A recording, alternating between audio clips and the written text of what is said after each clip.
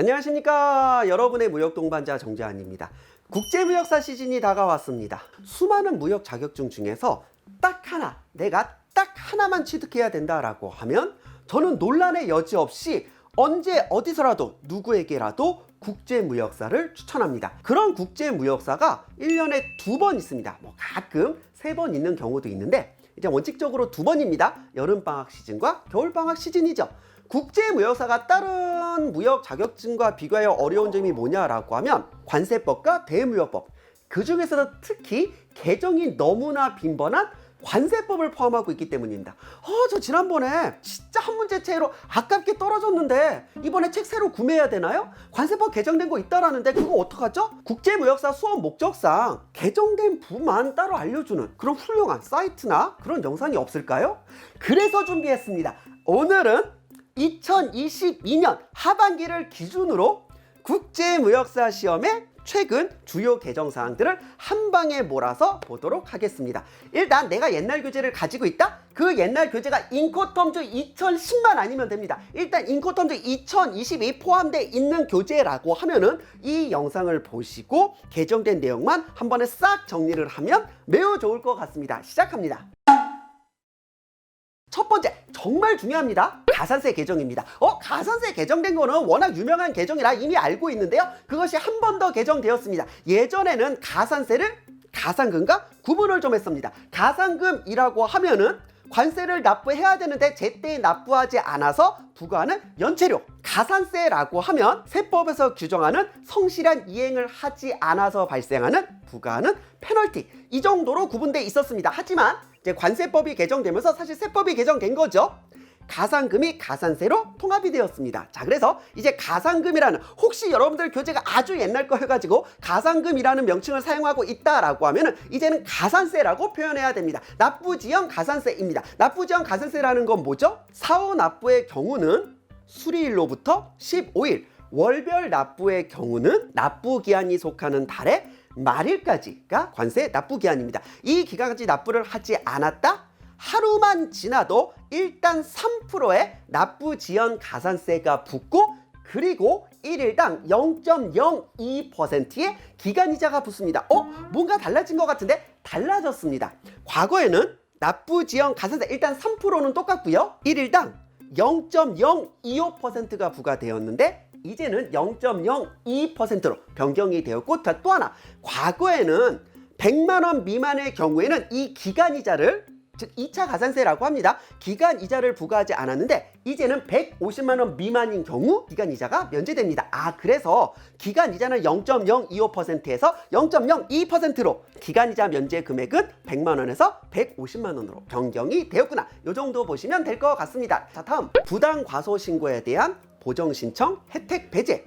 그게 뭐지? 관세법에는 수출신고, 수입신고, 그리고 반송신고가 있습니다. 그 중에서 수입신고는 가격신고를 하고 납세신고를 하고 관세를 납부하여야 합니다. 내가 가격신고나 납세신고를 잘못해서 부족세액이 발생했다라고 했을 때 자진신고를 하는 방법이 있습니다. 첫 번째는 정정신고입니다. 정정신고는 수입신고가 수리되기 전에 미안 이거 관세 10만 원을 신고 납부해야 되는데 5만 원밖에 신고하지 않았네. 5만 원을 추가로 신고하겠습니다 라고. 그래서 수입신고가 수리되기 전에 정정하는 것, 우리는 이것을 정정신고라고 하고, 정정신고의 경우에는 어떠한 페널티도 없습니다. 정정신고의 경우 납부기한은 원래 납부기한입니다. 전혀 어렵지가 않죠? 자, 다음, 보정신청입니다. 원래 10만 원을 납부해야 되는데 5만 원만 신고 납부를 했습니다. 5만 원의 부족세액이 발생했죠. 이 5만 원을 6개월 이내 자진신고하는 경우가 있습니다.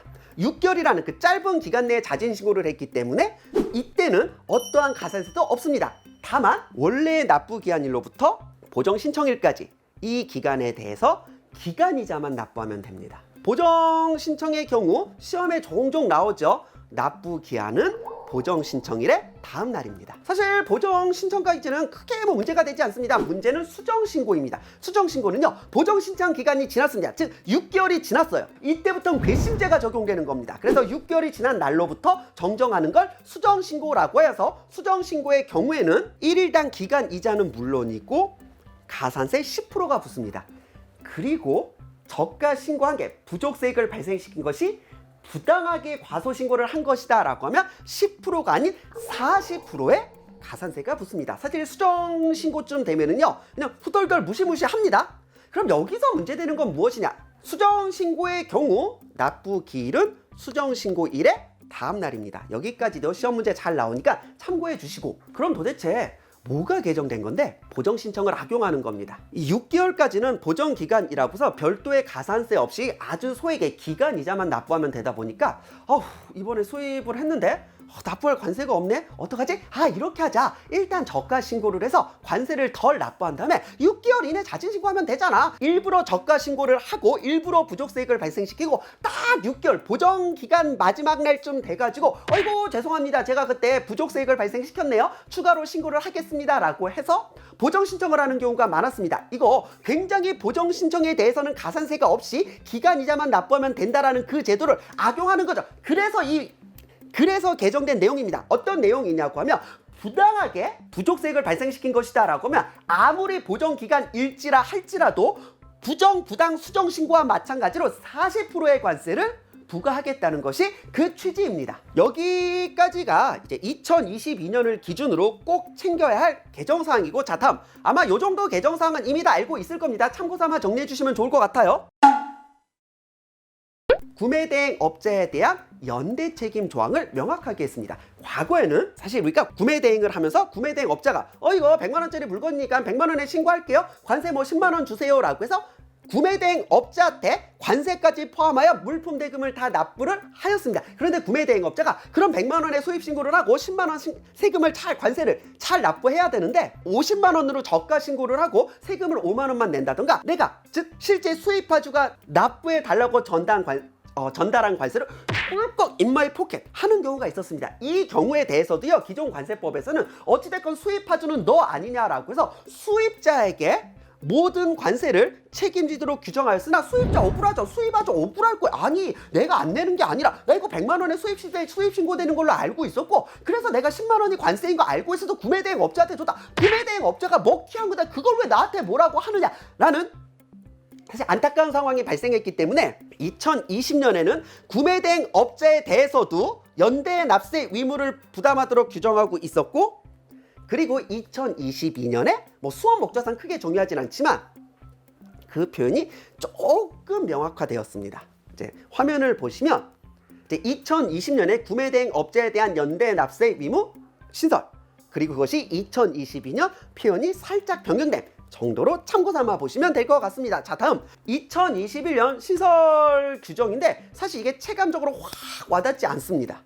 용어가 조금 더 우리말로 변경되었다는 건데 사실 그렇게까지 감이 오진 않을 겁니다. 한번 보도록 하겠습니다. 외국무역선 외국무역기는 국제무역선 국제무역기로, 내항선 내항기는 국내운항선 국내운항기로, 선용품 기용품은 선박용품 항공기용품으로, 적화 목록은 적재화물 목록으로, 이런 식으로 표현이 싹 개정되어서 이제 표로 이제 정리를 해드릴 테니까 표를 참고 삼아 보시면 될 것 같습니다.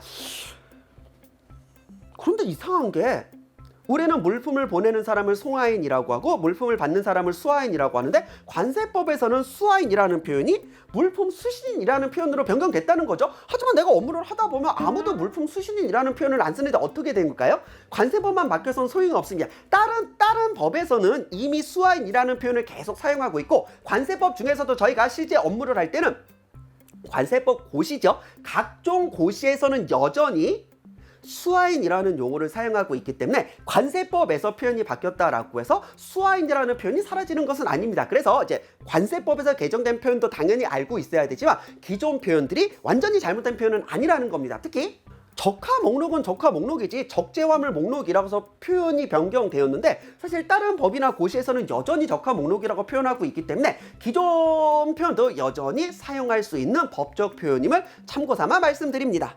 다섯 번째, 대외무역법상 표현 변경이라고 하여서 정부 간 수출 계약이라는 개념, 정부 간 수출 계약이라고 해서 이제 외국 정부가 우리나라 기업한테 물품을 구매하고자 할 때 우리나라 정부가 유수한 중소 중견 기업을 추천하여서 그 기업이 수출할 수 있게 해준 거, 이게 정부 간 수출 계약의 기본 개념이고요. 기존에는 정부가 우리나라 중소기업, 중견기업이 이제 외국 정부한테 수출할 수 있도록 추천을 해주고 싶어도 법적 근거가 없었습니다. 법적 근거가 없는데 정부가 나서가지고 야 니들이 수출해, 니들이 잘하잖아 라고 말할 수가 없었겠죠. 그래서 대외무역법에 아주 몇 년 전에 이제 신설된 개념인데, 여기서 어떤 개념이 있었느냐? 방산물자는 정부 간 수출 계약에 있어서 처음부터 제외되었습니다. 왜? 대외무역법에서는 방산물자 등은 제외한다라고 규정되어 있는데, 왜냐면 방산물자 등은 이미 다른 법에 의해 이미 정부 간 수출 계약 제도가 운영되고 있기 때문에 대외무역법에서는 방산물자 등을 이제 제외한다라고 되어 있었고, 방산물자 등을 제외하는 법적 근거가 이제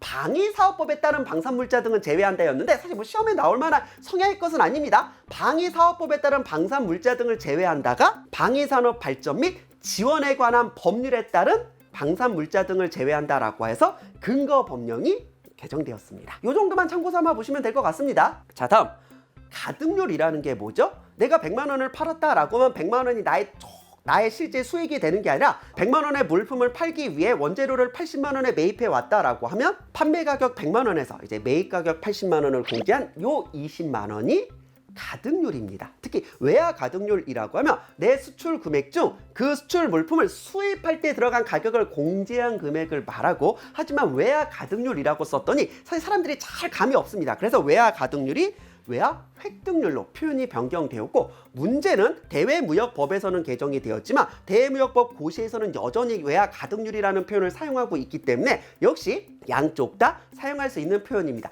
용어의 변경이 그렇습니다. 여기서는 용어가 변경되었지만 똑같은 용어를 사용하고 있는 다른 법에서는 여전히 그 표현이 남아있기 때문에 이제 구표현과 신표현을 같이 알아두시면 좋을 것 같고, 참고삼아 평균 손모량이 평균 손실량으로 한국선주협회가 한국해운협회로, 기술표준원이 국가기술표준원으로 용어가 변경되었다 정도 참고삼아 보시면 될 것 같습니다. 이게 최근 몇 년 관세법과 대외무역법의 주요 개정 사항이기 때문에 사실 개정 사항은 훨씬 더 많죠. 하지만 관세사 수업 목적이 아닌 국제무역사 수업 목적이라고 하면 이 정도 개정 사항만 챙겨주시면 내가 혹시나 옛날 교재를 가지고 있더라도 크게 무리 없이 준비를 할 수 있을 겁니다. 제가 바라는 건 단 하나, 여러분의 합격입니다. 다음에 더 좋은 수험 컨텐츠를 가지고 찾아오겠습니다. 안녕!